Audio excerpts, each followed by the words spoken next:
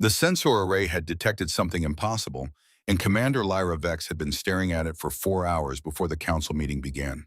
She sat alone in the intelligence wing of the Xanathi Dominion's primary command station, surrounded by holographic displays that cast pale blue light across her face.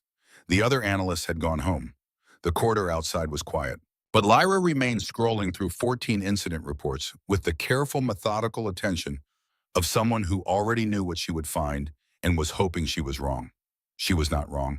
She closed the files, opened them again, read through every field report, every sensor log, every fragmented account from pirate crews who had encountered human trade vessels in contested space. 14 separate incidents, 14 different pirate crews, 14 complete failures. Not near failures, not partial engagements where the pirates retreated and regrouped. Complete catastrophic, inexplicable failures. 847 pirates dead in the void between stars. Their ships drifting cold and silent, weapons systems destroyed from the inside, navigation computers burned to slag, life support systems running in reverse. Emergency pods launched and empty into space while the crews were still aboard, as if the ships themselves had decided the crews no longer mattered.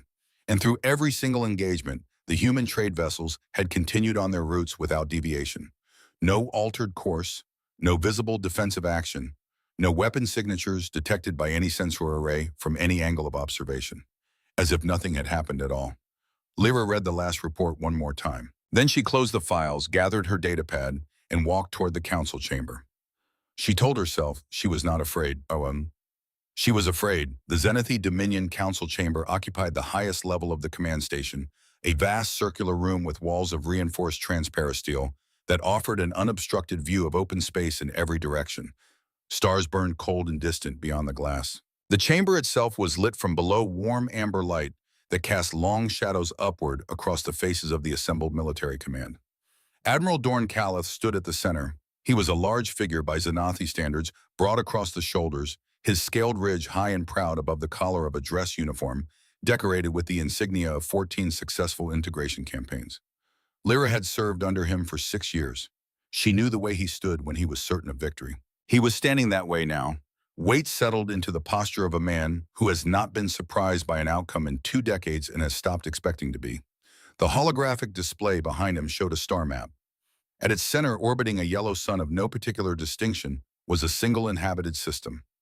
Human territorial space, marked with a simple boundary line that the Dominion had not yet bothered to formally acknowledge. Lyra took her position at the intelligence desk in the outer ring of the chamber. She was not seated at the primary command table. Intelligence officers rarely were. That suited her fine. From the outer ring, she could watch the entire room. Counselor Edron spoke first. He was the eldest member of the assembly, his ceremonial chains worn thin by 4 generations of watching empires make the same mistakes, his eyes carrying the specific tiredness that accumulates in a person who has outlived his certainties. He did not ask questions when he already knew the answers. He stated the answers and waited for confirmation. 20 cycles of expansion, he said. Calith pressed his fist to his chest in formal acknowledgement. 20 cycles, Counselor. 14 species integrated into the Dominion. Not a single military defeat. Not a single campaign that exceeded projected timelines by more than 47 standard days. And the humans. The humans have been operating in our trade corridors for approximately 2 centuries. Their vessels appear regularly. They maintain minimal diplomatic contact. They have established a territorial boundary around their home system that they enforce with what our sensors suggest is standard-grade shielding and kinetic armament. Edron studied the star map for a long moment, and yet they have not submitted to Dominion security verification. They have not. Do you believe them a threat? Admiral Calith's ridge rose slightly. Not a smile exactly. Something closer to amusement at the simplicity of the question. I believe them an unknown, variable counselor.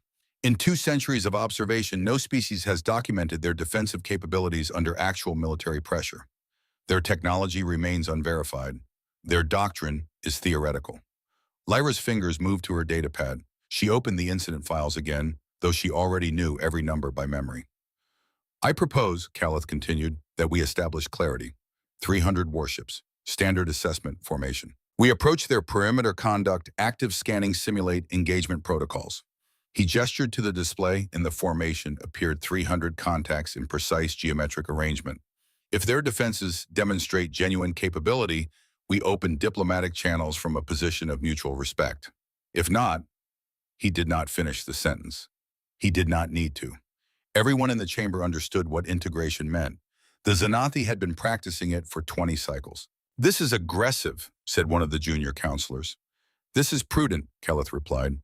20 cycles have taught us that establishing the hierarchy early prevents conflict later. The humans will either demonstrate capability worthy of our attention, or they will understand their position in the galactic order. Lyra cleared her throat. The sound was small, but in a chamber accustomed to Lyra Vex staying quiet during formal sessions, it carried. Several heads turned. "Commander Vex." Counselor Edrin acknowledged her with a slight tilt of his head. "You have something to add." "With the Council's permission," she said, "I have compiled intelligence relevant to this assessment." Edrin gestured for her to proceed. Lyra activated her display. 14 files appeared above the intelligence desk, each one tagged with coordinates, timestamps, and casualty figures. 14 documented encounters between pirate vessels and human trade ships over the past decade, she said. "I would draw the Council's attention to several consistent factors." She let the data speak first. Numbers were harder to dismiss than opinions. In all 14 encounters, the attacking vessels were equipped with weapons and shielding, rated for sustained combat against military-grade targets. Not opportunistic raiders with salvaged equipment. Organized crews with functional systems. She advanced to the next display. Casualty figures, 847. In all 14 encounters, 0 human trade vessels were successfully boarded, 0 were destroyed, 0 deviated from their scheduled routes. Silence in the chamber. The attacking vessels were recovered in various states of complete systems failure. Navigation computers destroyed internally. Weapons arrays burned out from the firing mechanism backward, as if something had reversed their power flow. Life support running in opposition to its intended function. She paused. Emergency evacuation pods launched while the crew compartments were still occupied. The chamber was very quiet now. No weapon signatures were detected from the human vessels at any point during any engagement.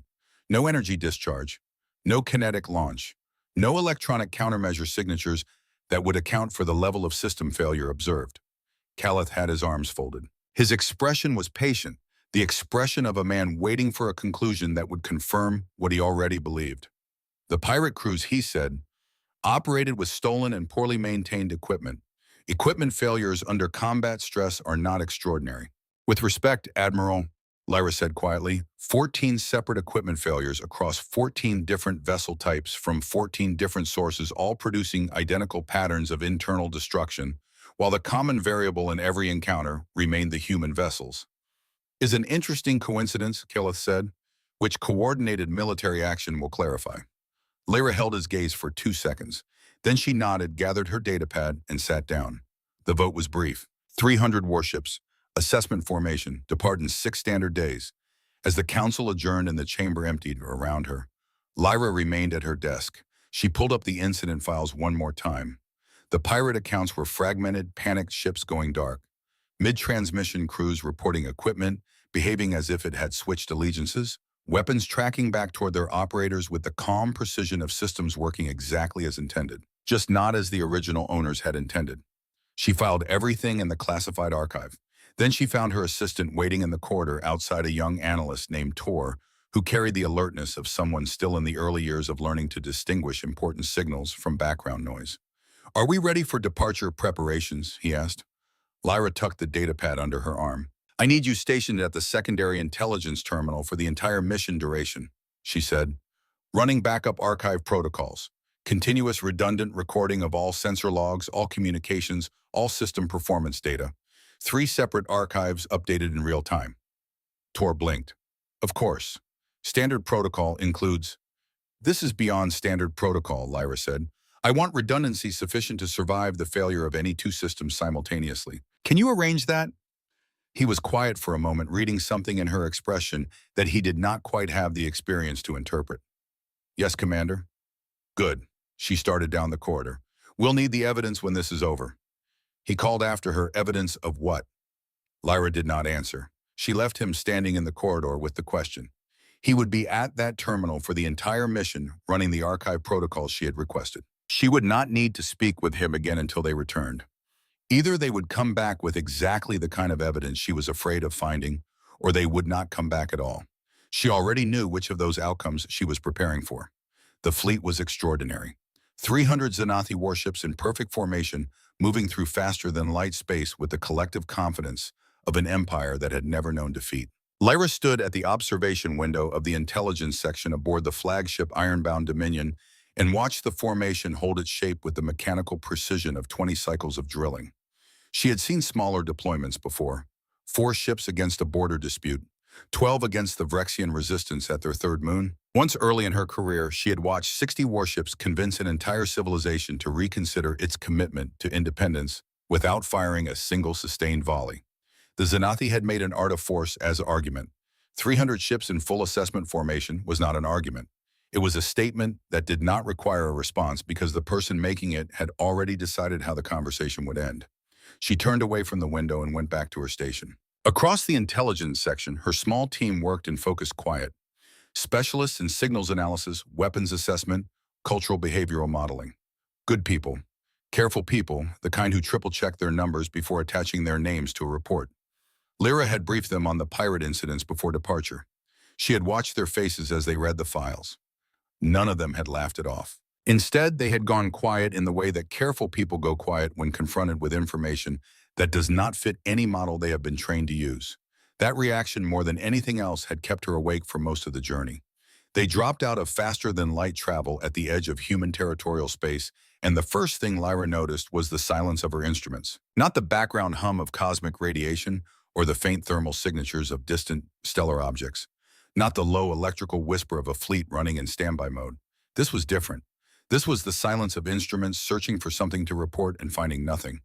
Scanning, Lieutenant Cale Rins was at the sensor station, his fingers moving across his console with practiced efficiency. Young, technically gifted, the kind of officer who trusted data the way older soldiers trusted instinct. His fingers slowed. Commander. He had learned early in his posting that Lyra Vex preferred direct address over formal titles during active operations. I'm reading nothing. Lyra set down her datapad and walked to his station. Define nothing. Empty space. He pulled up the sensor display and expanded it to fill the holographic field. Stars. Cosmic background. The distant thermal signature of the human sun, yellow and unremarkable at 30 million kilometers.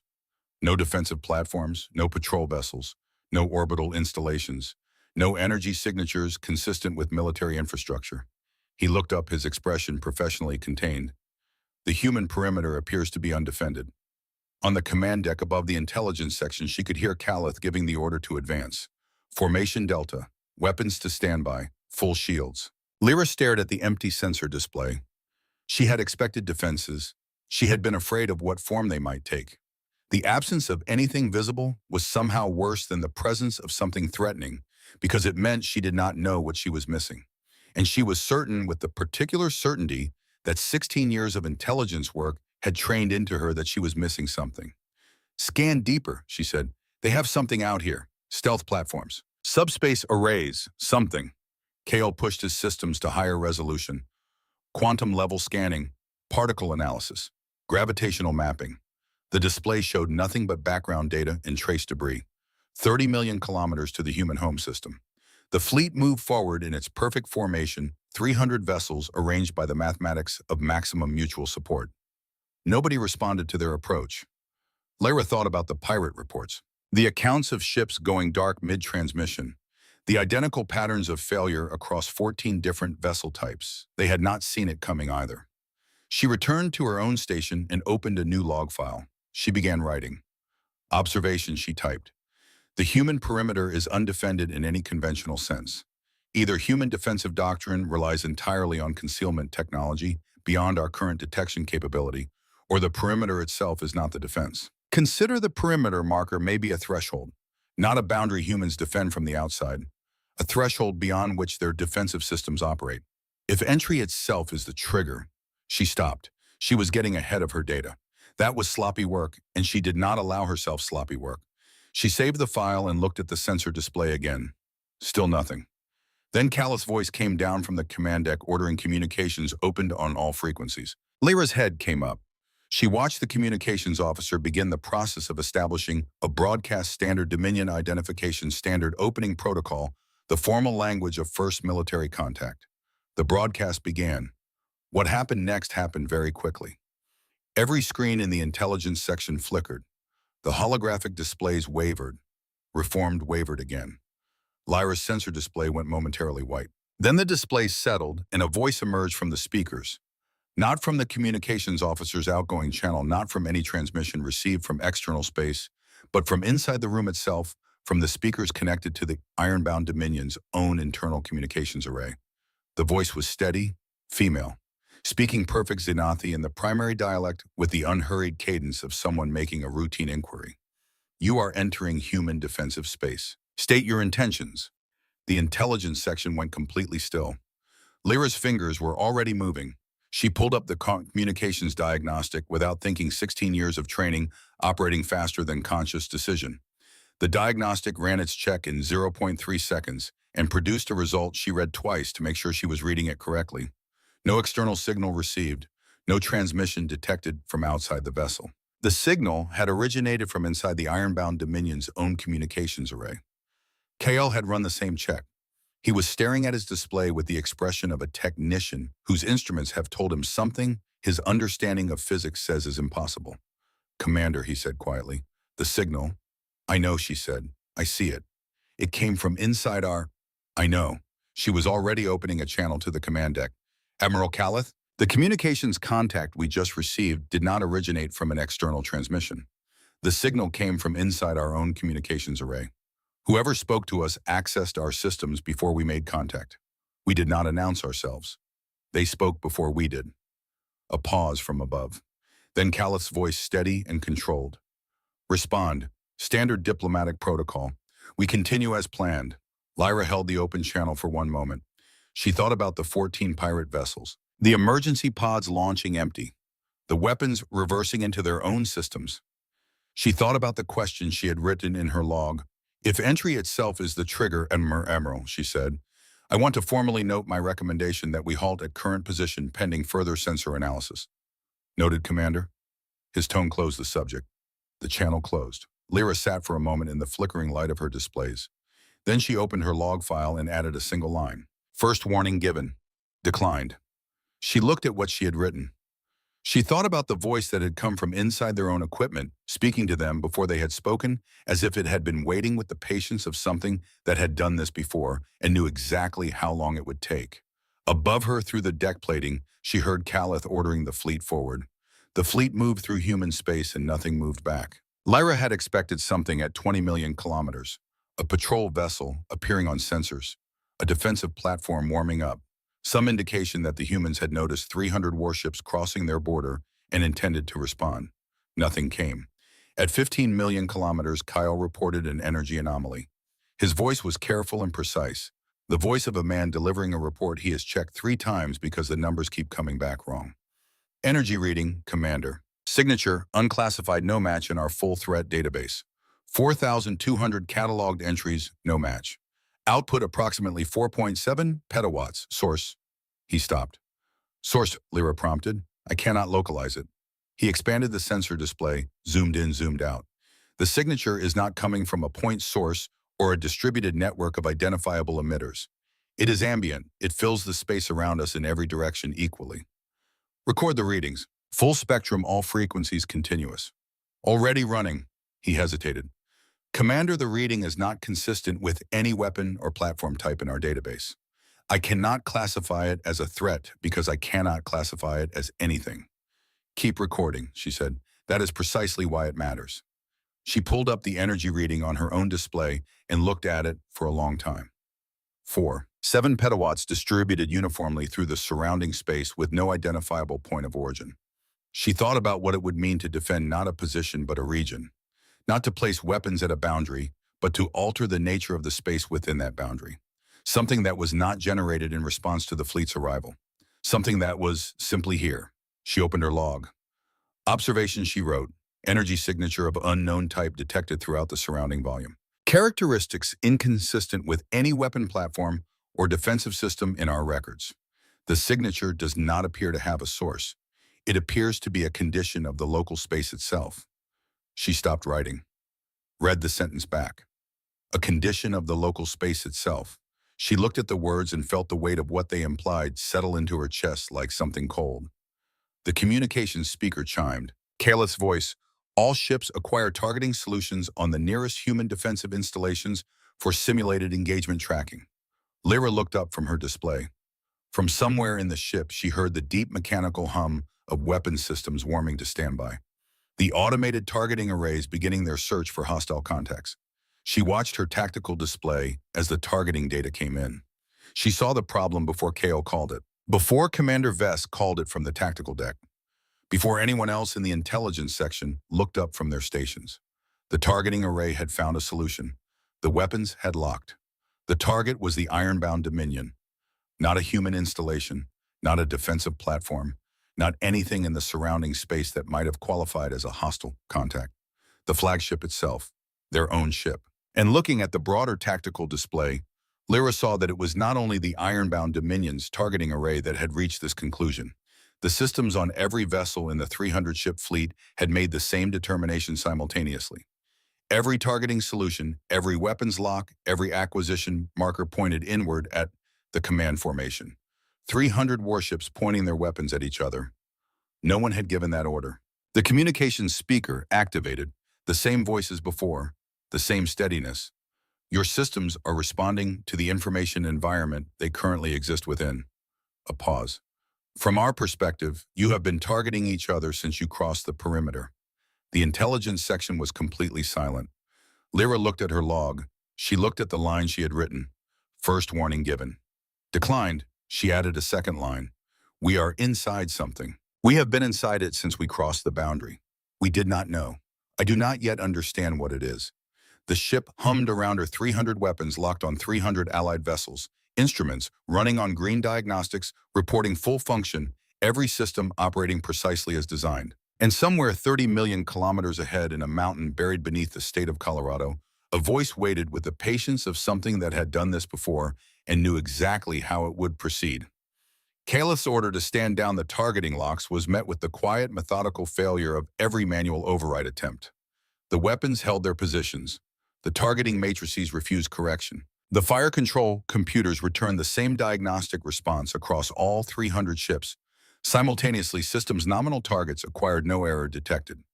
Lyra watched Kyle work through the diagnostic tree with the focused intensity of a man trying to argue with mathematics.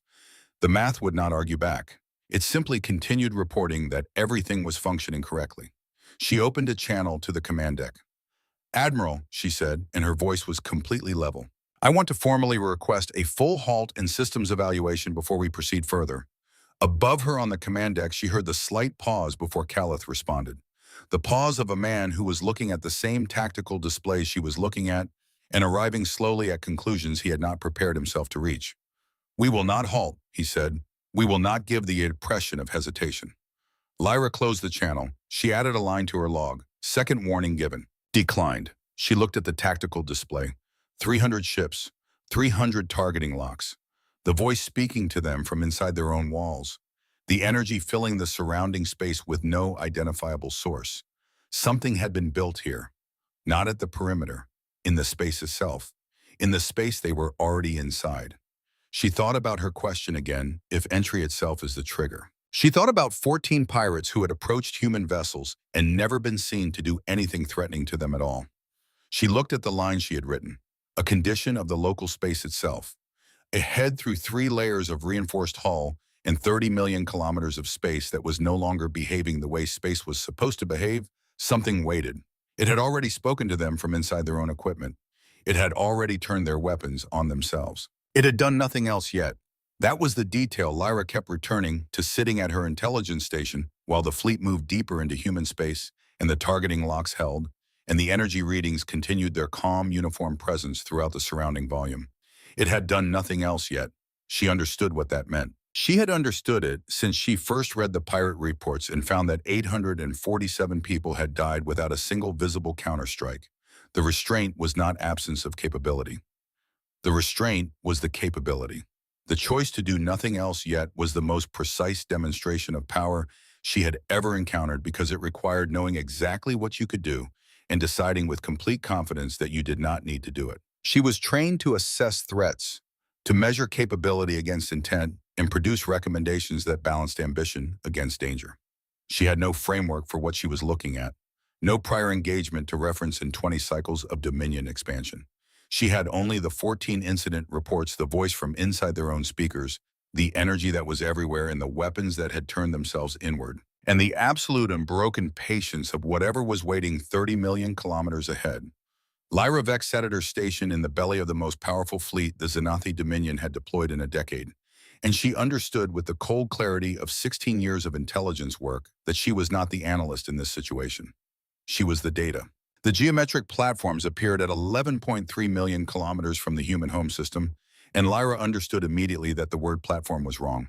A platform implied something built to a specification with edges that obeyed the rules of the materials used to construct it, something that existed in 3 dimensions and acknowledged the 4th one by aging. What Kael's sensors were showing her occupied no category she had language for. The objects registered on every scanning array simultaneously. 17 on initial detection, positioned throughout the surrounding space at irregular intervals that seemed arbitrary until Lyra ran a positional analysis and found that each one sat exactly equidistant from a cluster of Xanathi vessels. Not equidistant from any single ship, from groups, as if whatever had placed them had first counted the fleet, divided it into logical units, and positioned an object at the precise geometric center of each unit's mutual range. That implied the fleet had been studied before these objects appeared. That implied awareness of the fleet's internal structure. Kael ran his standard classification sweep, and the system returned a result Lyra had never seen in 16 years of active service. The classification field was not blank. It was not marked unknown. It displayed a single word that the Xanathi tactical database reserved for readings that had passed all filtering protocols and still could not be processed. Impossible. She pulled up his display on her own screen and looked at the readout directly. The objects were simultaneously spherical and angular, their geometry refusing to hold still under sustained observation. Her eyes could not resolve their shape for more than a fraction of a second before the image seemed to slip sideways, as if her visual cortex was attempting to process a form that existed in more configurations than it had capacity to represent. Looking directly at one produced a sensation behind her eyes that was not quite pain and not quite disorientation, but existed in the narrow territory between them. Defensive platform, Kael said barely above a whisper. Range 3,400 kilometers. Classification impossible. Energy output impossible. Threat assessment. He stopped. He tried again. Threat assessment cannot be completed with available data. Target the nearest object, Keleth ordered from the command deck. His voice was steady with the steadiness of a man who has trained himself never to reveal uncertainty, regardless of what his instruments show. Simulated engagement, full firing solution. I want a complete profile of their defensive response. Lyra opened her log and wrote 2 words, "They're watching." She deleted them. They were not a useful observation. They were simply true. 6 cruisers rotated in formation and brought their primary weapons arrays to bear on the nearest geometric object. Lyra watched the process on the tactical display with the quality of attention she reserved for moments when she suspected something important was about to happen and did not yet know what form it would take. The weapon systems took 11 seconds to achieve full charge, enough destructive potential in those 6 arrays to crack the crust of a mid-sized moon. The Xanathi did not believe in insufficient force when making a point. Commander Vesk confirmed target lock from the tactical deck.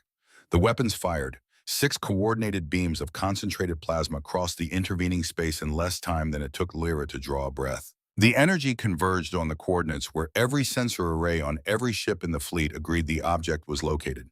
The energy continued past those coordinates and dissipated into empty space. No impact, no explosion, no defensive countermeasure, no shielding interaction, no deflection. The beams passed through the location of the target as if the target were not there. Lyra looked at the sensor display. The object was still there, position unchanged. Every scanner confirmed it at the same coordinates, the same size, the same impossible non-geometry. It had not moved. It had not reacted. It gave no indication that it had any awareness of being fired upon. 6 beams of energy sufficient to sterilize a continent had passed through it and left it entirely undisturbed. Target status, Kaleth said. Target still registers on all sensors, Vesk replied. Position unchanged. No damage detected. No defensive response. A pause. Our weapons had no interaction with the target, Admiral. Run a targeting diagnostic. Running, targeting systems report full function. The solution was accurate. The energy arrived at the target coordinates. Then why is it still there? Silence from the tactical deck. Lyra was already working. She pulled up the weapon's discharge telemetry and ran it against the sensor positioning data.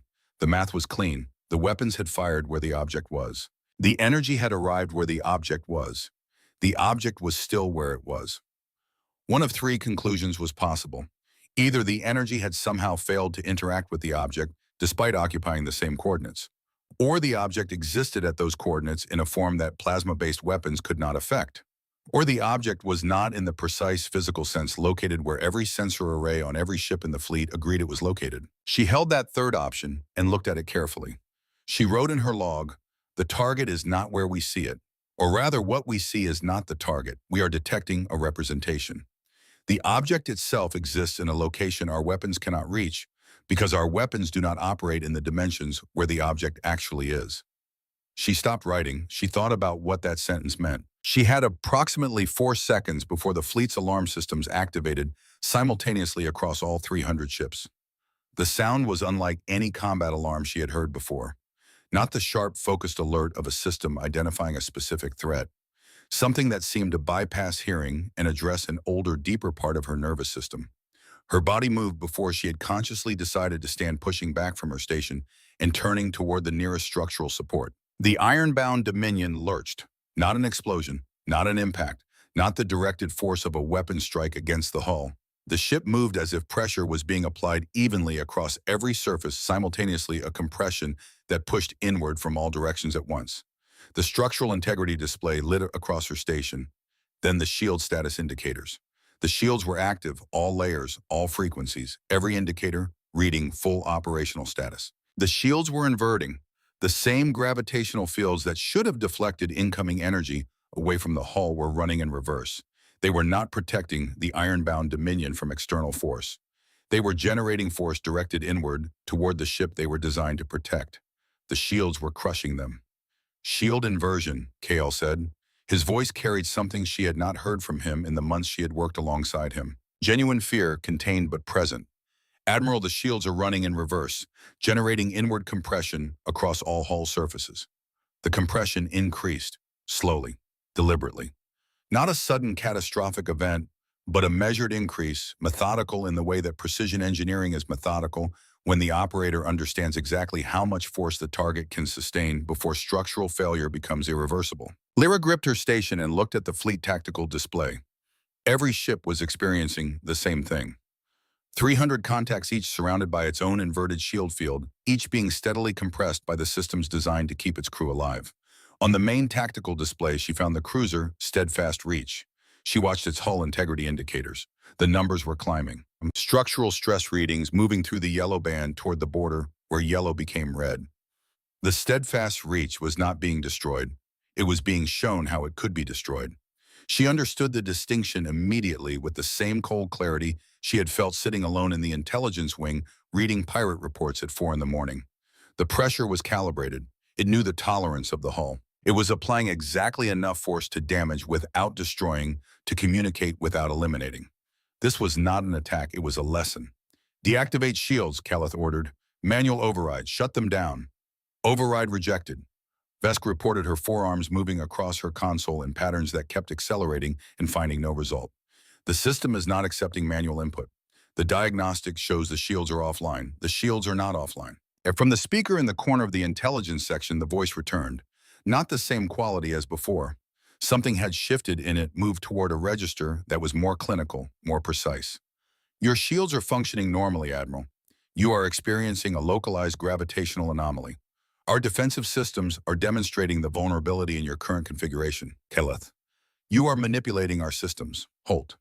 Are we check your reactor outputs?" Lyra pulled up the engineering display. The reactor readings were green across every system. Power distribution nominal. All outputs within normal parameters. The full diagnostic showed a ship in perfect operational health, a ship whose shields were compressing its own hull. She looked at both displays simultaneously. Engineering diagnostics reporting complete normality. Structural integrity readings climbing. Both sets of data coming from the same ship. Both accurate.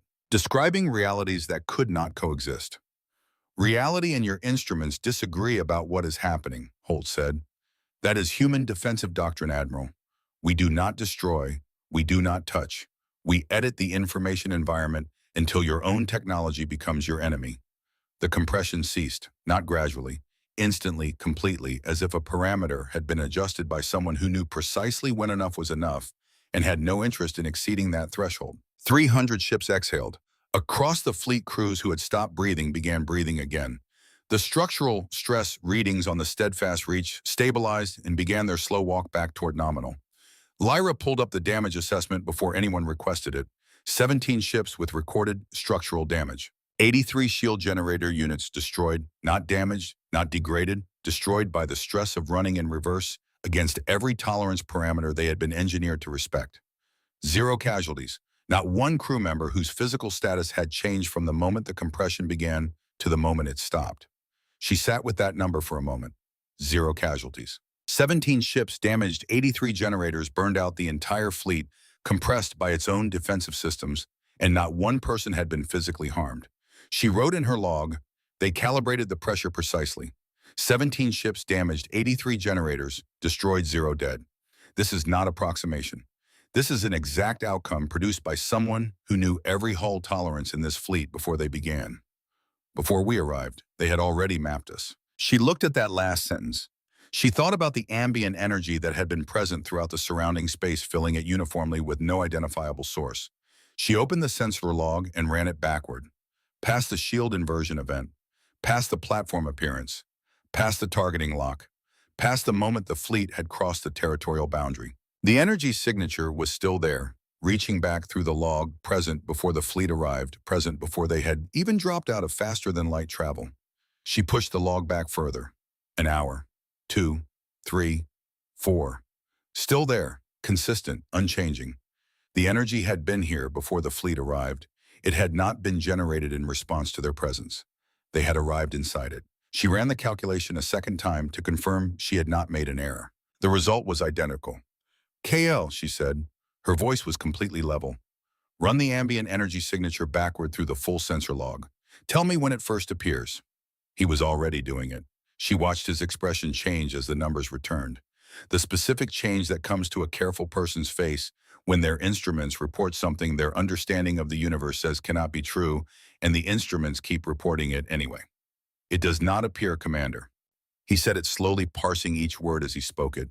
It predates our arrival by at least 4 hours. The signature was present before we crossed the boundary, before we arrived in this region of space. He looked up. We entered it. We entered it, she confirmed. She opened a channel to the command deck. Admiral Calith, the ambient energy surrounding this fleet was not generated in response to our presence. We have been inside an active defensive field since before we crossed the boundary.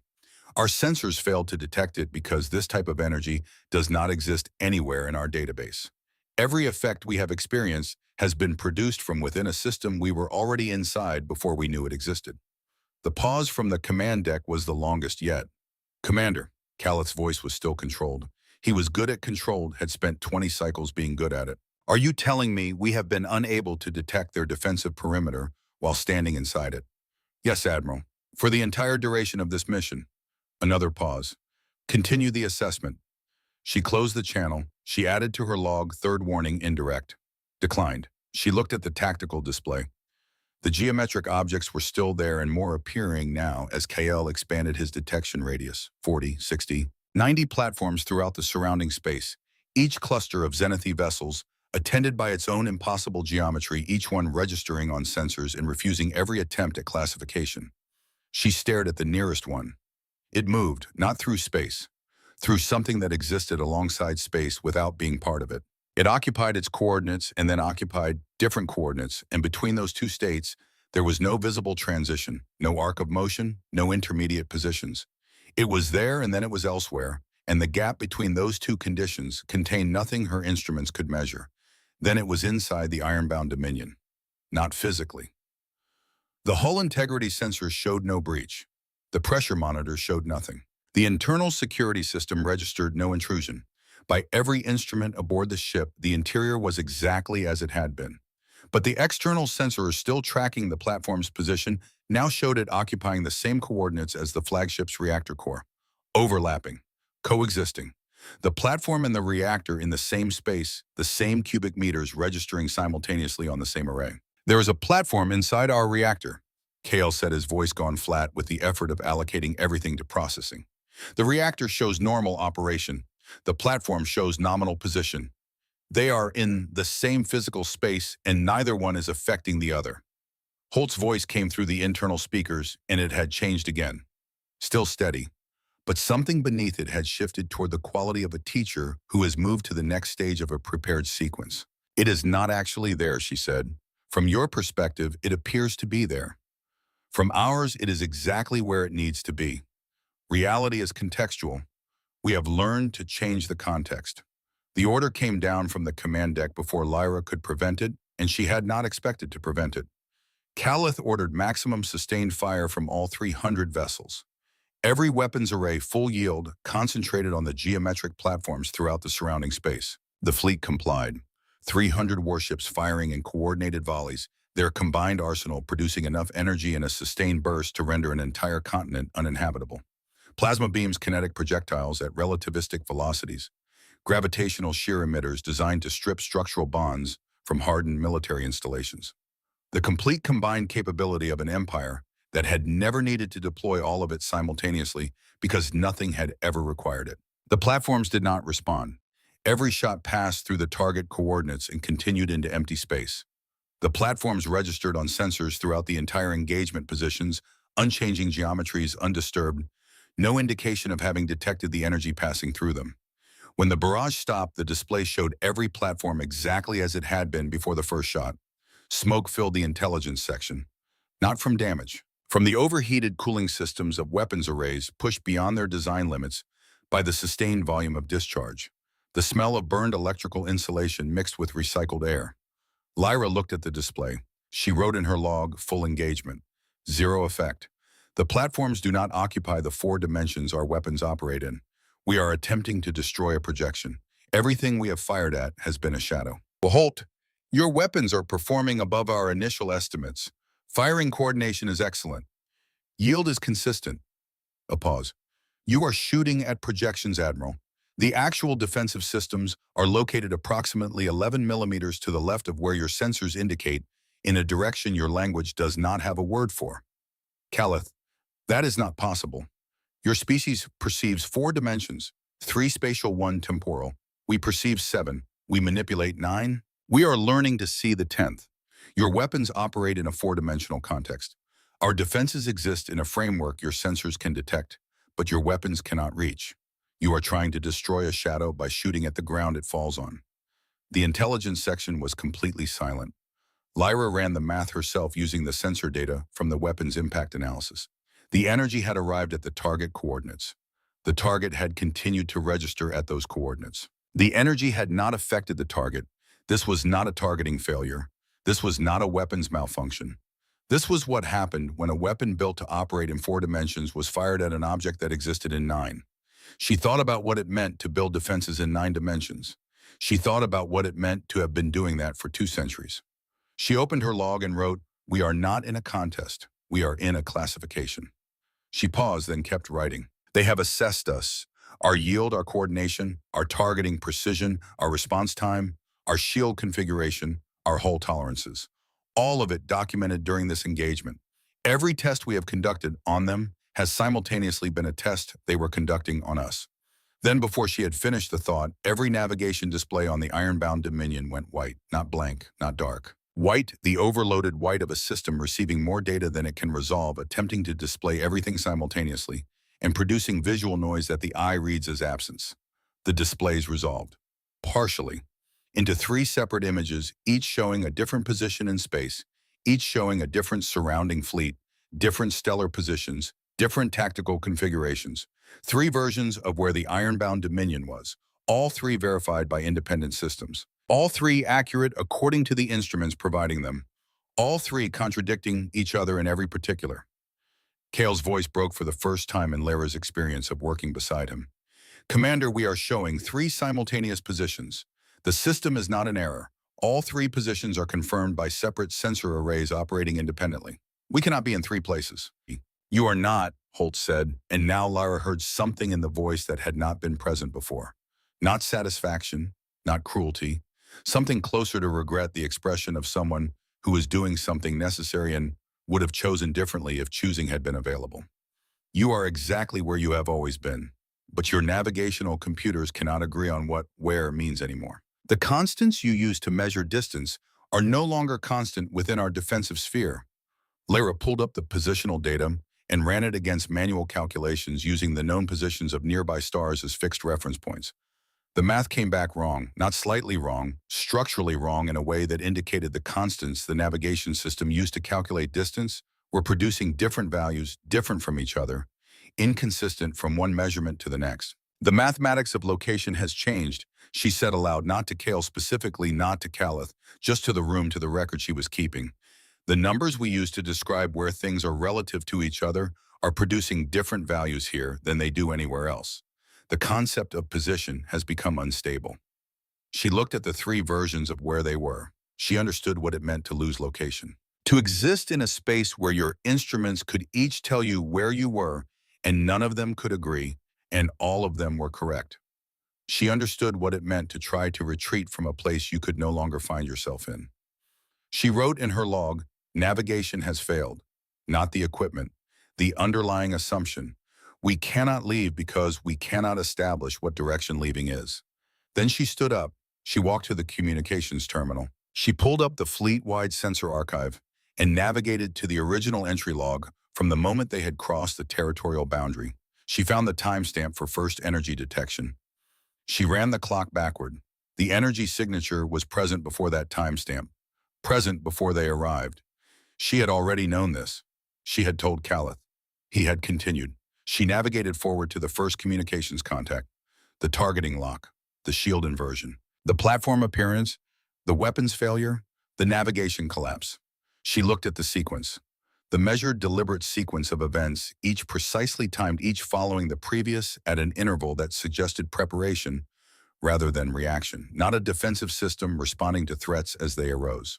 A system executing a prepared sequence step by step at a pace chosen in advance by someone who had run this scenario before and knew how it would proceed. Not the first time. Not even close to the first time. She walked back to her station and opened a channel to the command deck. "Admiral Calith," she kept her voice quiet and precise. "I need to share one specific data point that I believe changes the operational picture." A pause. "Report, Commander." She opened the transcript from the initial contact, found the section near the end of the first exchange, highlighted a single line. "Admiral Holt identified this defensive system as Sector 7, Lyra said. "Oh." She said Sector 7 of 10,000, automated, no human personnel present. She let that settle. One automated sector has produced everything we have experienced in the past hour. There are 9,999 additional sectors. This engagement has proceeded without the involvement of a single human military officer or crew member. Whatever is happening to this fleet is happening without direct human intervention of any kind. She stopped. Let the number exist in the air. 10,000. From the command deck she heard Calith's breathing change. Not dramatically, a slight shift in rhythm, the sound of a man recalibrating. "I would ask you to consider," she said, "what 10,000 sectors could do simultaneously. And I would ask you to consider where the actual human military forces are if they are not here." A long pause, the longest of the mission. Then Calith's voice, and in it, for the first time in 20 cycles of unbroken command, something Lyra recognized because she had been hearing it in her own voice for days. "What do you recommend, Commander?" She opened her mouth to answer. Before she could speak, every tactical display on every ship in the fleet updated simultaneously. The geometric platforms distributed throughout the surrounding space moved together in a coordinated repositioning that took less than 1 second and produced a new configuration. They were no longer distributed among the fleet. They surrounded each individual ship. 300 vessels, 300 platforms, one for each, positioned at close range with the mathematical precision of something that had always known exactly where every vessel was. And then every weapons array on every ship in the Zenith fleet began to rotate. Every gun, every missile tube, every kinetic rail, every gravitational shear emitter. 300 vessels, their entire combined arsenal, turning on their mounts with the smooth, synchronized motion of a single coordinated order executed perfectly, pointing inward. at the Ironbound Dominion, at Admiral Callith, at the intelligence section where Lyra stood. Holt's voice came through the speakers, and it carried a quality Lyra had not heard in it before. Not anger, not pride. The absolute weightless certainty of someone stating a fact that has always been true. You never had control, Admiral. Not from the moment you crossed the perimeter. Every system, every sensor, every weapon they have been operating within parameters we defined. You thought you were testing our defenses. A pause of exactly 3 seconds. You were always the test subject. Lyra stood in the intelligence section with 300 weapons pointed at the ship she was standing in and looked at the displays, showing her reactor running. Normally, her life support at full efficiency, her shields at full power, every diagnostic green, a ship in perfect working order that had not governed a single one of its own systems for the entire duration of this mission. She looked at Callith's open channel on her terminal. On the tactical display, 300 weapons held their locks. Whatever came next was going to be decided by a man who had spent 20 cycles never asking his intelligence officer what she recommended. He had just asked. The weapons held their locks for 5 seconds. Lyra counted them. Not deliberately, not as a technique for managing fear, but because her mind had defaulted to measurement in the absence of anything useful to do. And measurement was the only language she had left that still meant something in a space where distance had stopped being reliable and her instruments had stopped agreeing with each other. 1. The tactical display showed 300 targeting reticles converging on the Ironbound Dominion. Every number clean and precise, every system reporting full function. 2. The structural integrity of the hull remained nominal. The reactor hummed in its housing 4 decks below, indifferent to the weapons aimed at the space it occupied.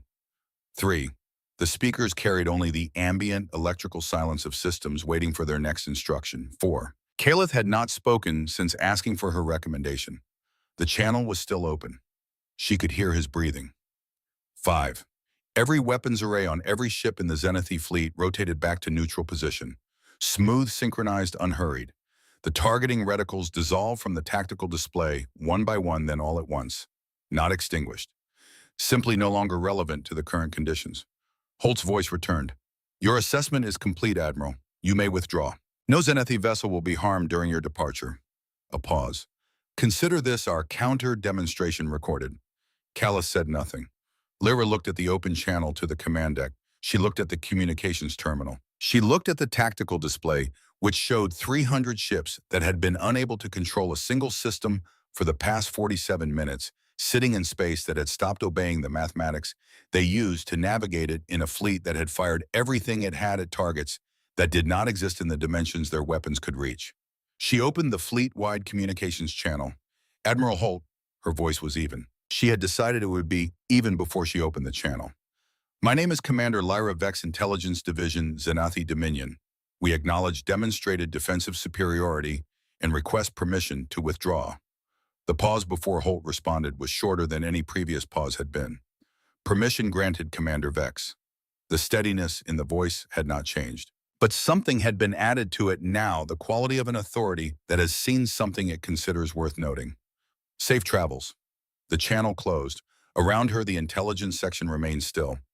Kyle sat at his station with both hands flat on the console, not operating anything, not running any analysis. The 2 analysts at the far stations had turned in their chairs to look at nothing in particular, the unfocused gaze of people whose minds are working very hard on something their training has not prepared them to process. Lyra turned to the navigation display. She watched as the 3 simultaneous positions collapsed one by one into a single point. The mathematics of location, whatever had been done to it, within the defensive sphere released. The navigation display steadied. A single position. Unambiguous. The geometric platforms dissolved from the sensor readings. Not gradually. Instantly, completely, as if they had been switched off. One moment they were there, all 90 plus of them, registering on every scanner from every angle. The next moment, there was nothing but empty space. Kale stared at his display. They're gone. All of them, every signature. The ambient energy field is also gone. He ran a diagnostic, ran it again. The surrounding space is reading completely normal. Background radiation within expected parameters. No anomalous readings of any kind. Were they ever there? One of the junior analysts asked quietly. No one answered. Lyra thought about the 14 pirate reports. The pods launching empty. The weapons reversing. 847 dead, all of it invisible, leaving no evidence of mechanism. She thought about the answer to the analyst's question and concluded it was not one that could be resolved with available data, and possibly not one that could be resolved at all. She turned to the navigation officer's station. Set course for Dominion space. Maximum sustainable speed. The navigation officer's hands were not quite steady as he entered the coordinates, but they were steady enough. The iron-bound Dominion turned. Behind it, 300 warships fell into formation with the mechanical obedience of vessels whose systems had, without explanation or announcement, simply returned to normal function. No transition, no gradual restoration. The same instant the platforms had vanished, the fleet was its own again. Lyra sat down at her station. She opened her log. She wrote mission complete. Duration inside defensive perimeter 51 minutes. Human weapons discharged 0. Human casualties 0. Human defensive systems damaged none measured. Human personnel present none. Zenithy weapons discharged full combined fleet arsenal multiple volleys. Effect on human defensive systems none measured. Zenithy casualties 0. Zenithy ships with structural damage 17. Zenithy shield generators destroyed 83. Zenithy crew requiring medical evaluation 23. She looked at that last line for a long time. Then she wrote, "We were never the examiner." She closed the log and did not open it again for the remainder of the journey home. The Zenithy Dominion Council chamber had a quality of silence that Lyra had not encountered in any other room in 16 years of service. She had been in chambers during the announcement of military setbacks, during the reading of casualty reports, during the rare formal occasions when a command officer was stripped of their authority in front of the full assembly. She knew the silence of bad news being absorbed by people with power. This was different. The counselors were not absorbing bad news. They were revising every assumption they had used to make decisions for 20 cycles. That was a larger and slower process, and the silence it produced had a different weight. The weight of something structural being replaced rather than something superficial being corrected. Admiral Dorn Callith stood beside her at the center of the chamber. Not in front of her, beside her. She had noticed when they entered, and she had not commented on it. Counselor Edrin studied the holographic displays she had spent the journey home preparing. Sensor logs, tactical records, complete telemetry from all 300 ships cross-referenced and indexed. Weapons discharge data memory and its complete absence of measurable effect.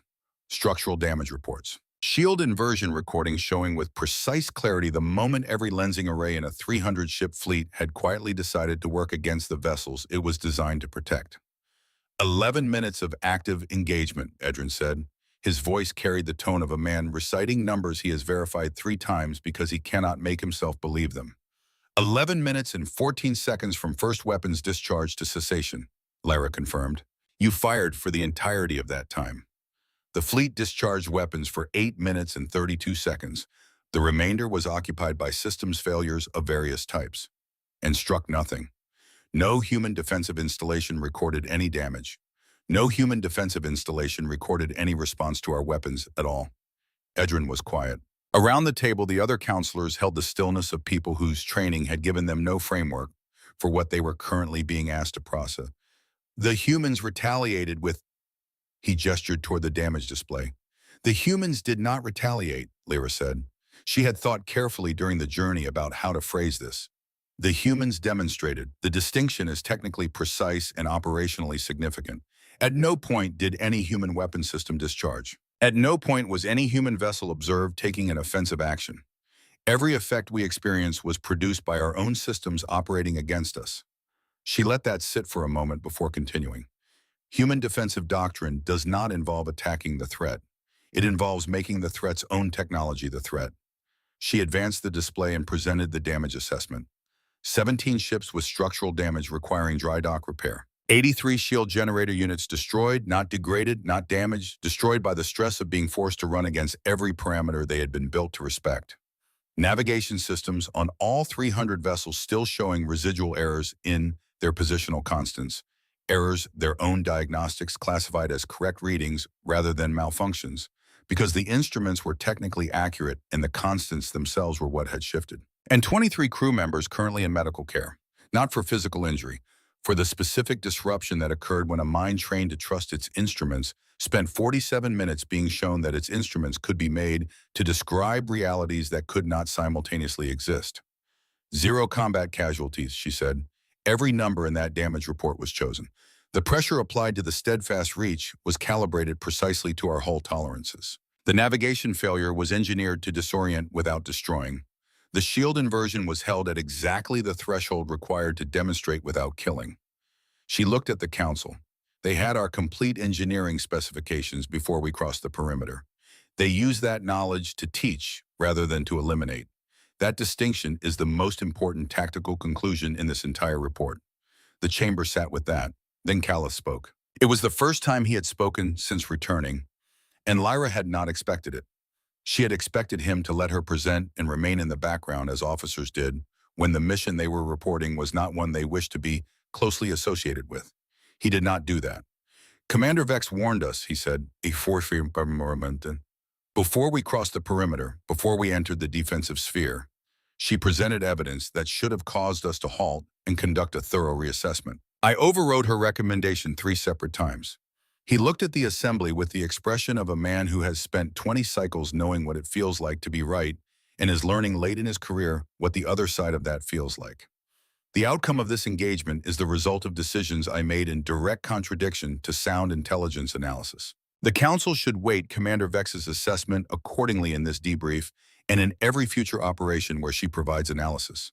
Lyra said nothing. She had not expected him to say that. She would think about it later privately where she could afford to feel something about it. Edrin's eyes moved between them. Then he returned to the display. You mentioned in your preliminary report a specific data point you wish to present to the full council. Yes, Counselor. Lyra navigated to the transcript, found the line she had read on the tactical deck, with 300 weapons pointed at her. Admiral Holt identified the defensive system we encountered as Sector 7 of 10,000, fully automated. No human personnel were present during the engagement.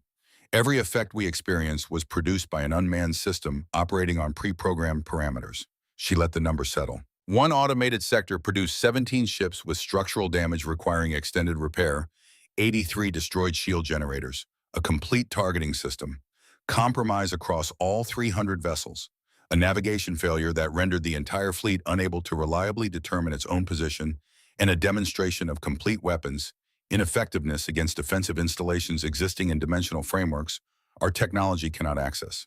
She looked at each counselor in turn. There are 9,999 additional sectors. The actual human military, the personnel, the forces, whatever they deploy, when they choose to be present, was not here. It has never needed to be. The silence that followed was the longest yet.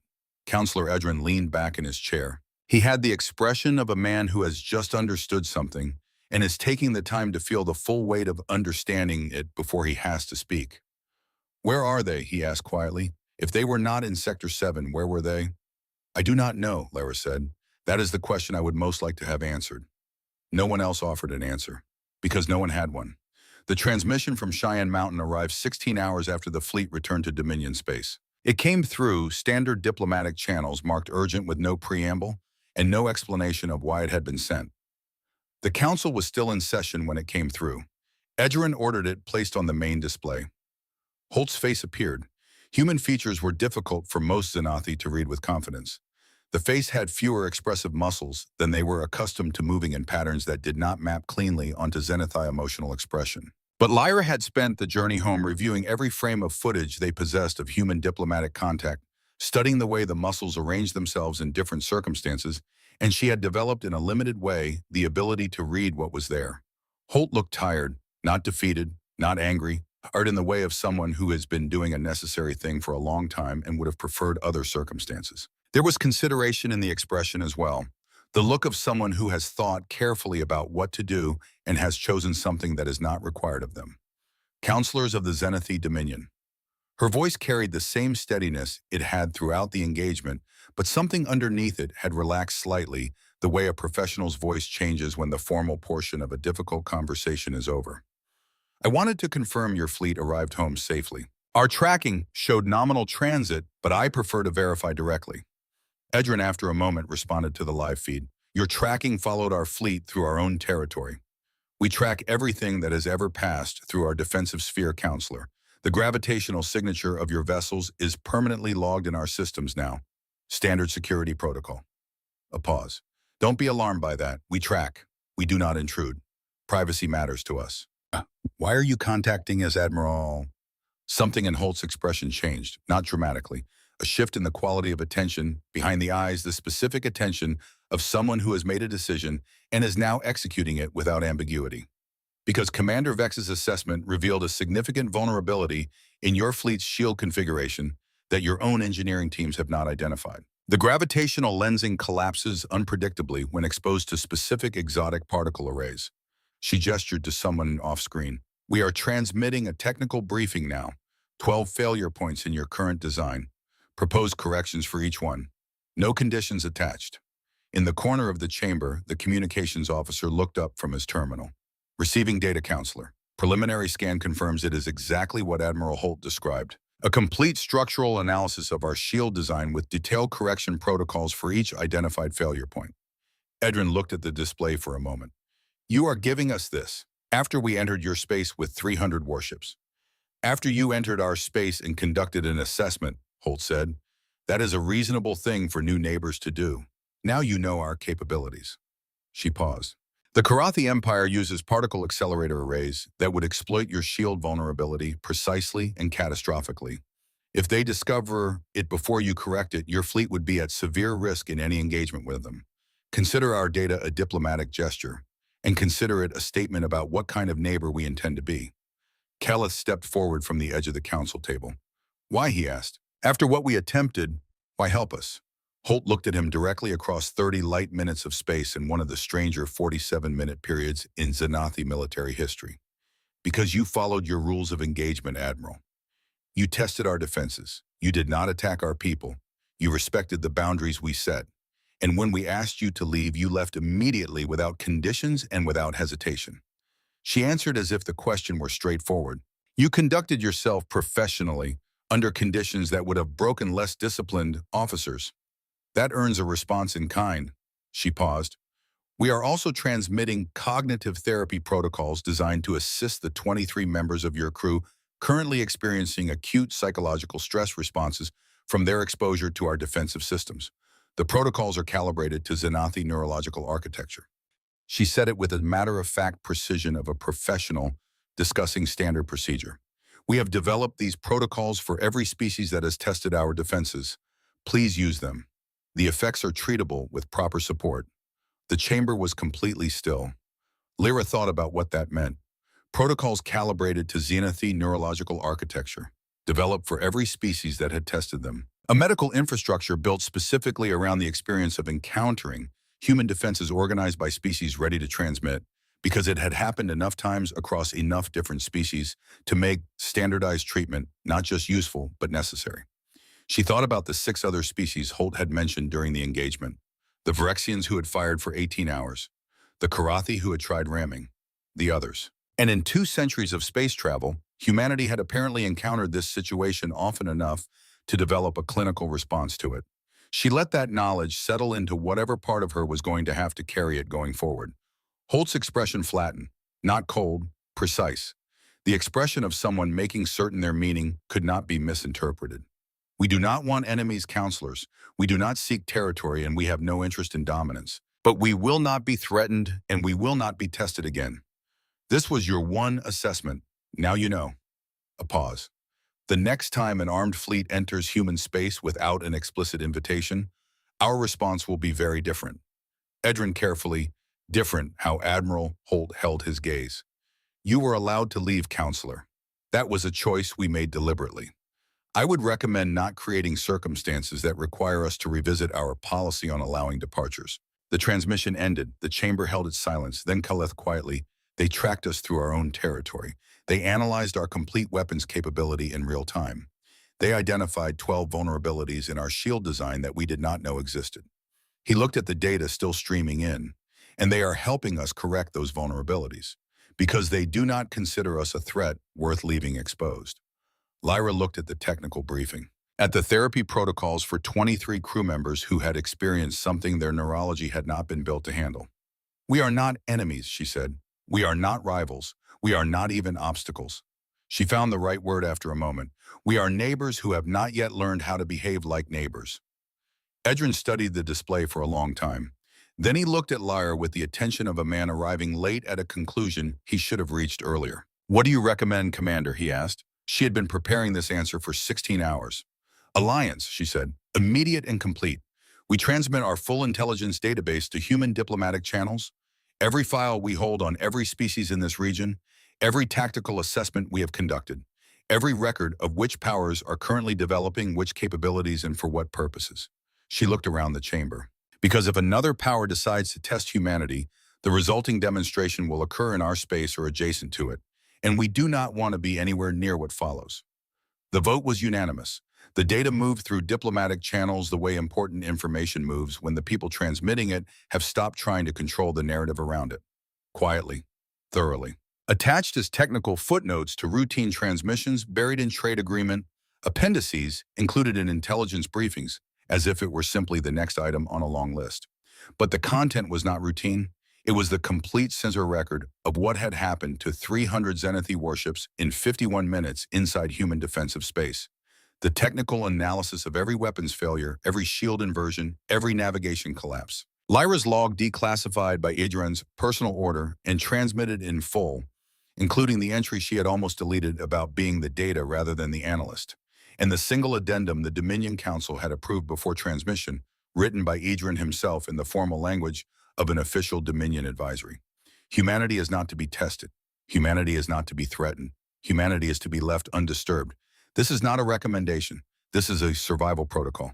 The Karathi Empire's Military Council received the data during a planning session for their own diplomatic assessment fleet, 500 vessels, the largest authorized deployment in their current military budget. The session lasted 23 minutes after the data arrived. Then it ended. The fleet authorization was withdrawn by a single command from the senior military director. No explanation was offered. None was requested by anyone in the room. The Vrexian Remnant Command, still carrying the resentment of their integration into the Dominion, and inclined by principle to be skeptical of anything transmitted through official Dominion channels, read the data 3 times. Their fleet commander, a veteran whose cranial scarring marked him as someone who had been in the kind of combat that leaves permanent evidence, who had watched planetary defense grids crack and fleets burn, and believed until this week that he had seen the full range of what military force could accomplish, sat with the documents for an entire duty cycle.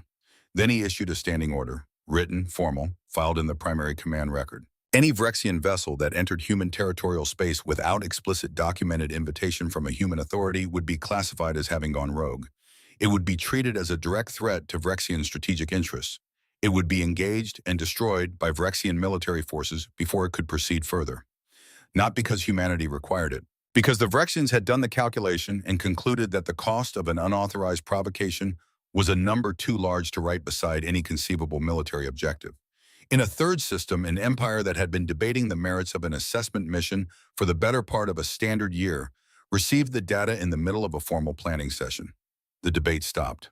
The room went quiet. The presiding officer adjourned the session without calling for a vote on the original motion. Nobody rescheduled it. 3 powers, 3 different calculations, 3 identical conclusions. The message spreading through the region in the footnotes and appendices of routine diplomatic traffic was being read correctly, and it was changing behavior in the only way that mattered permanently. Lyra was alone in the intelligence wing when Calith found her. The chamber was dim the way it always was in the hours after second shift ended and before first shift arrived. The holographic displays were in standby mode, casting thin lines of pale light across the floor and the edges of the stations. The star map on the central display was the only thing running at full brightness, the human home system at its center, the yellow sun patient and unremarkable amid the larger geometries of Dominion and Allied and neutral space. She had been standing in front of it for a while. She heard his footsteps in the corridor before the door opened. She recognized them. After 6 years serving under a commanding officer, you learned the specific sound of their particular way of moving through a ship. He stopped a few meters behind her and looked at the star map with her. "The Council wants you to lead the Diplomatic Outreach Initiative," he said. "The formal contact program, building the actual relationship once the alliance structure is in place." "I know," she said. "Edrin spoke with me before I left the session." A silence. Not uncomfortable. The silence of 2 people who have been through something that has fundamentally altered the nature of their professional relationship and are standing at the edge of the new version of it, not quite ready to step fully into it. "You were right from the beginning," Calith said. "I know that too," she said. She heard him exhale, not quite a laugh, something more rueful. "That is exactly the response I deserved." She said nothing. She was looking at the yellow star. I should have listened after the first report, he said. Not the first warning during the mission. The first report. In the council chamber. Before we departed. He paused. That is the failure I keep returning to. Not the decisions made under pressure during the engagement. The decision made in a comfortable room with all the time in the world to think. Yes, Lyra said, that is the one. She said it without heat, without the satisfaction that being proven right might have carried in a different context. She said it because it was true and because the conversation required honesty rather than diplomacy. They had had enough diplomacy for one mission. I will be more careful, he said. About that specifically. She nodded. What happens now, he asked. She thought about Holt's voice, the tiredness in it, the consideration. The protocols developed for every species that had tested their defenses, calibrated by species ready to transmit, used often enough to become standardized medical procedure. She thought about what it meant to have built that infrastructure, to have encountered this situation across enough different species in enough different configurations that you had developed a clinical response to the aftermath. We learn how to be neighbors, she said, which means learning what they want from neighbors, not what we would want, what they want. She turned the display, slightly zooming in on the Sol system, that yellow sun surrounded by the orbital paths of something she was not going to spend the next 20 cycles trying to classify. They want to be left alone. They want their space respected. They want to expand into whatever they are expanding toward without interference. And they are 2 centuries into interstellar travel, operating in 9 dimensions, researching the 10th. She looked at the star. Whatever they are moving toward, it is not territory in any sense we understand the word. Callith was quiet. Do you think they will stay in this region of space? She considered the question carefully because it deserved a careful answer rather than a reflexive one. I think when they have finished learning what they came here to learn, they will move on, she said, into whatever comes after 9 dimensions, into whatever the 10th one contains. She looked at the yellow star a moment longer. And I think the most important thing we can do between now and then is make sure we are worth remembering as something other than a recurring administrative problem that required repeated demonstrations. He made a sound that might have been agreement. Their engineering analysis. Our teams have already begun implementing the corrections. Good. One of our senior engineers told me this morning that the analysis identified stress patterns in our hull design that standard testing protocols would not have detected for decades. He paused. She also said that whoever produced the analysis had a level of understanding of our technology that exceeded our own engineers' understanding of it. I know, Lyra said. I read her report. Another silence. Does that concern you, he asked, knowing they understand our own systems better than we do? Lyra thought about her answer. She thought about the 14 incident reports, 847 dead, without a visible counterstrike. She thought about 47 minutes in an automated defensive sphere that had not required a single human being to be present in order to make 300 warships completely irrelevant. She thought about the therapy protocols ready to transmit calibrated by species, because it had happened enough times to make that preparation worth the effort of building. No, she said, and she meant it. They could have done nothing after we left. They could have kept the vulnerability data. They could have let the Karathi find it independently and used the resulting damage to our fleet to keep us too weak to be a complication. Instead, they called us before we finished transit and gave us the analysis without conditions, along with medical care for the crew members who experienced the most severe effects. She watched the yellow star in the display. A power that operates that way is not one I need to be afraid of. It is one I need to be worthy of. Callith was quiet for a long moment. Then he left. She heard his footsteps fade down the corridor, and then there was only the low hum of the station systems and the light from the star map and the thought she had been working toward for the past 47 minutes of their conversation. She opened her log one final time. She wrote, "There is a kind of strength that does not announce itself, that does not require demonstration or confirmation or acknowledgement from the people observing it. That exists whether or not it is witnessed, whether or not it is understood, whether or not the people in its presence have the framework to comprehend what they are looking at." She stopped, read the sentence back. She wrote, "We came here to establish hierarchy, to show humanity its place. What we found instead was that hierarchy is a concept that only has meaning between parties operating in the same framework. Humanity is not operating in our framework. They are operating in something we can observe the edges of but cannot enter." She thought about the 10th dimension, whatever it was, whatever they would be when they learned to see it.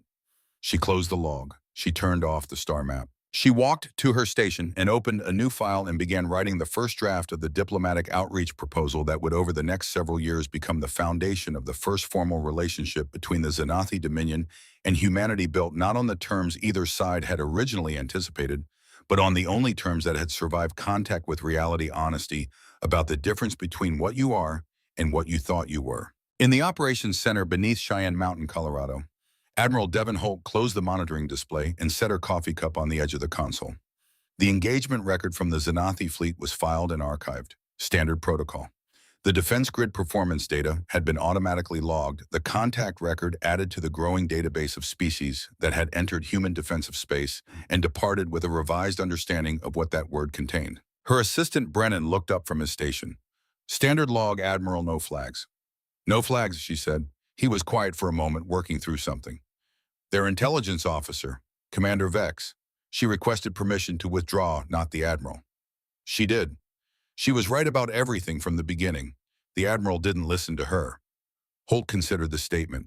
She read the pirate reports and understood what they meant. The Admiral read the same reports and decided what he already believed was more reliable than what the evidence suggested. She picked up her coffee. That is a pattern that repeats itself across species with remarkable consistency. The analyst sees it.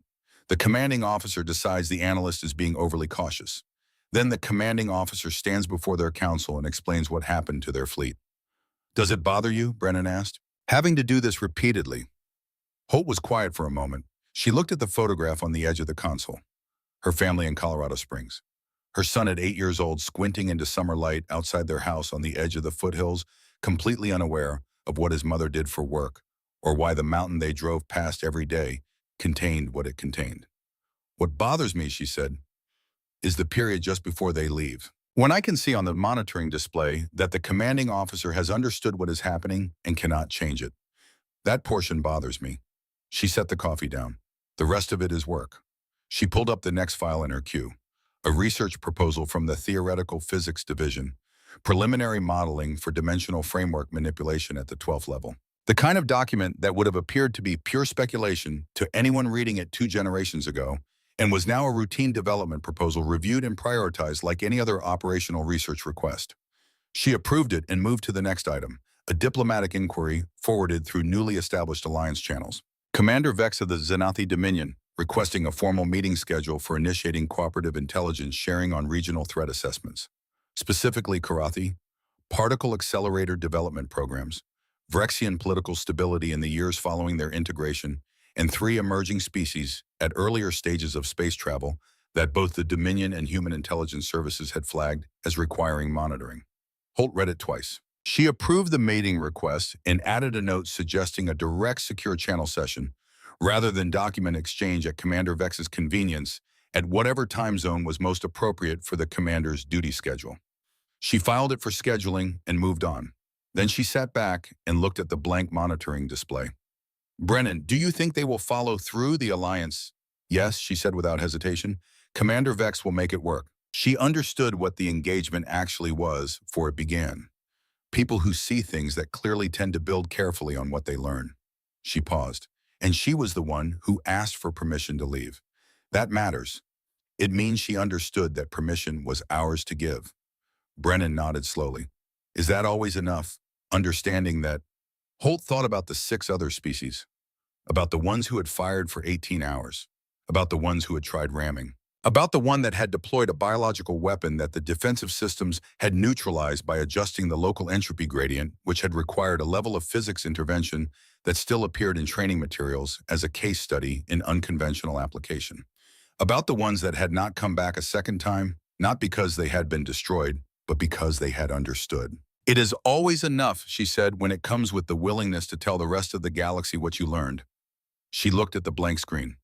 Commander Vex's log was declassified and transmitted in full, including the part where she wrote that she was the data rather than the analyst. That took more than professional honesty. That took a quality of character that does not depend on rank or species. She paused. We can work with that. Brennan went back to his station. Holt turned back to her console.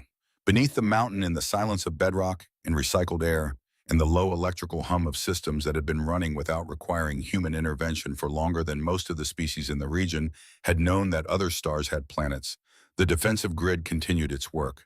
10,000 sectors, each one automated, each one watching the space around it, with instruments that operated in 9 dimensions and could perceive the shape of the 10th in theoretical models, measuring everything, cataloging everything, doing nothing except what it had been built to do across 2 centuries of quiet, patient, necessary vigilance. Watching, learning, protecting. 3 powers had received the data from the Xanathi Dominion and changed their behavior. 3 separate calculations had produced the same conclusion. And across the region of space where humanity had been quietly, thoroughly, and visibly present for 200 years, the message was still spreading through diplomatic footnotes and trade agreement appendices and intelligence briefings, reaching powers that had not yet been tested and would not need to be. The age of testing was over. What came next did not have a name yet. It was something between alliance and coexistence, and the careful beginning of a relationship between parties who were not equals and had stopped pretending otherwise, which was the only ground on which something real could be built. It would take time. It would require more conversations like the one Lyra Vex was already drafting in the intelligence wing of the Dominion's primary command station, more meetings across secure channels, more of the patient labor of building trust between parties who had met under the worst possible circumstances and had, against reasonable expectation, found their way to something better. But it would happen because the analyst who had seen it coming had survived to build it. Because the admiral who had not listened had found late in his career that changing was still possible. Because the human officer in the mountain had decided, as she always decided, that the right response to a species that behaved professionally under impossible pressure was to help them. And because somewhere in the space between a yellow star and the edges of the territory its civilization had made safe without ever needing to announce that it had done so, 2 species that were not enemies and not peers and not yet friends were finding slowly and carefully the language for what they were instead. Holt's coffee went cold on the edge of the console. The mountain held its silence. The work continued as it always had, as it would continue long after the current generation of officers had been replaced by the next one, and the 10th dimension had a name, and the research proposals currently sitting in the theoretical physics queue had become in their turn the foundation for something no one in the present moment had the framework to anticipate. The best defense was never the one that destroyed what threatened you. It was the one that made what threatened you understand with complete clarity and no possibility of misinterpretation that the threat had never been a viable option. Not a conclusion reached in the moment of confrontation. A fact that had existed before the confrontation began patient and absolute waiting in the dark between stars for the moment when understanding it would become the most important thing any visitor to this region of space had ever learned.